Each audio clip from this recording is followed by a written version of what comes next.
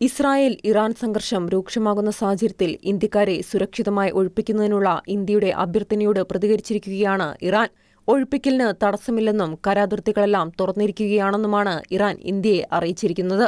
ആയിരക്കണക്കിന് ഇന്ത്യക്കാരാണ് നിലവിൽ ഇറാനിൽ കുടുങ്ങിക്കിടക്കുന്നത്. ഇവരിൽ ഭൂരിഭാഗവും ജമ്മുകാശ്മീരിൽ നിന്നുള്ളവരാണ്.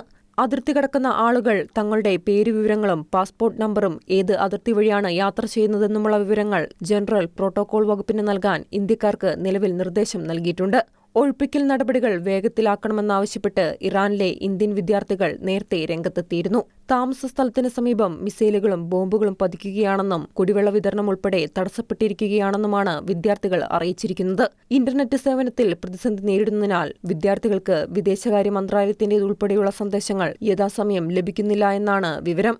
ഇറാനും ഇസ്രായേലും തമ്മിലുള്ള സംഘർഷം വർദ്ധിച്ചുവരുന്ന സാഹചര്യത്തിൽ ഇന്ത്യൻ വിദ്യാർത്ഥികൾക്ക് സുരക്ഷിതമായ സ്ഥലങ്ങളിലേക്ക് മാറാൻ ടെഹ്റാനിലെ ഇന്ത്യൻ എംബസി സൗകര്യം ഒരുക്കിയിട്ടുണ്ടെന്നാണ് വിദേശകാര്യ മന്ത്രാലയം അറിയിച്ചിട്ടുള്ളത്.